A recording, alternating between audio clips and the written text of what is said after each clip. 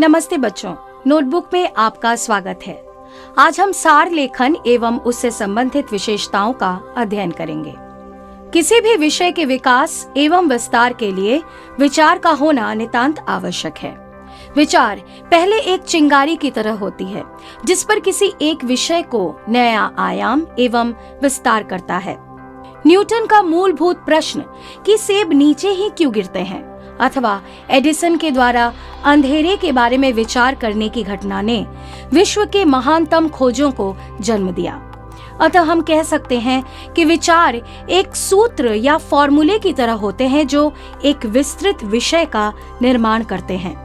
दूसरे शब्दों में विचार या चिंतन बहुत सूक्ष्म होते हैं।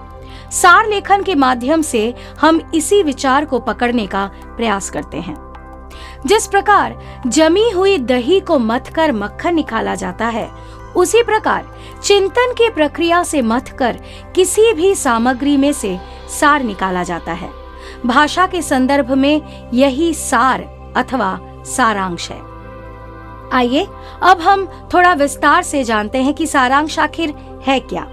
सार शब्द का अर्थ है तत्व, निष्कर्ष, निचोड़, संक्षेप अथवा मूल बात। अतः हम कह सकते हैं कि सार लेखन संक्षेपीकरण है। अंग्रेजी में हम इसे प्रेसी राइटिंग कहते हैं। जो कुछ भी विस्तार में कहा जाता है, उसी बात के मूल को कहना सार कहलाता है। आइए अब जानते हैं कि सारांश लेखन में किन बातों का ध्यान रखना आवश्यक है। हमें भावों तथा विचारों की पुनरावृत्ति नहीं करनी चाहिए। अनावश्यक अलंकार एवं विशेषणों के प्रयोग से बचना चाहिए।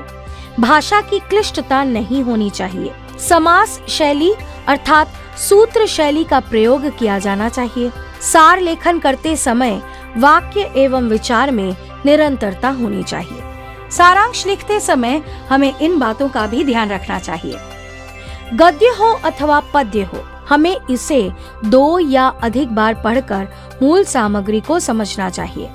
सामग्री में आई व्याख्याओं, उदाहरणों और भावों के दोहराव को रेखांकित करना चाहिए। मूल भाव को अलग कागज पर लिखना चाहिए। मूल भाव और उससे संबंधित भावों के आधार पर विवरणात्मक अन्य पुरुष शैली में मूल सामग्री से लगभग 1/3 आकार में सार संक्षेपण लिखना चाहिए। आवश्यक होने पर मूल भाव के आधार पर सार संक्षेपण का शीर्षक लिखना चाहिए। लिखित सार को पढ़ना और देखना चाहिए कि कहीं उसमें कोई मुख्य बात आने से रह तो नहीं गई है। आवश्यक होने पर सार का संपादन करना चाहिए। संपादन का अर्थ है कि सार में कोई मुख्य बात आने से रह गई हो तो उसे जोड़ना। यदि उसमें कोई दोहराव आए तो उसे हटाना और भाषा शैली को उपयुक्त व सरल बनाना चाहिए। आइए अब हम एक उदाहरण के माध्यम से इसे समझते हैं।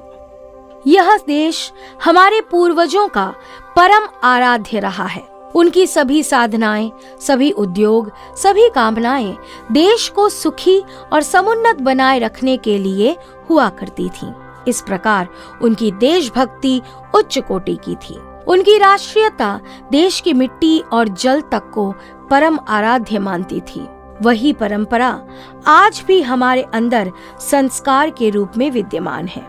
हम अब भी गंगा, यमुना आदि नदियों के पवित्र जल का पान करते हैं और उनके प्रति अपनी श्रद्धा प्रदर्शित करते हैं, लेकिन हम इसके पीछे छिपी हुई भावना को नहीं समझते हैं। देश को अखंड बनाए रखने के लिए हमारे पूर्वजों ने अपने देश की समस्त नदियों को तीर्थ या देवी रूप मानकर उनकी प्रतिदिन उपासना और स्मरण करने का धार्मिक नियम बनाया था, जो अब भी प्रचलित है। वेदों से लेकर काव्यों तक जितने भी शास्त्र हैं, सभी में इस देश संबंधी एकता की नीति को धर्म का रूप दिया गया है।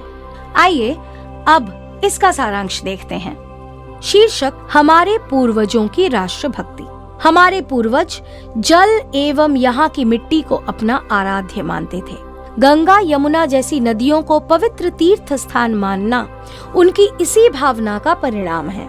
प्राचीन साहित्य भी इस बात की पुष्टि करता है। इन नदियों को धर्म से जोड़कर उन्होंने इनके संरक्षण का ही प्रयास किया था। तो बच्चों, हम आशा करते हैं कि सार लेखन से संबंधित मुख्य बातों को आपने ठीक से समझा होगा। पाठ से संबंधित महत्वपूर्ण उदाहरण अलग से हमारे ऐप में मौजूद हैं। हमें आशा है कि आप इसका सदुपयोग अवश्य करेंगे।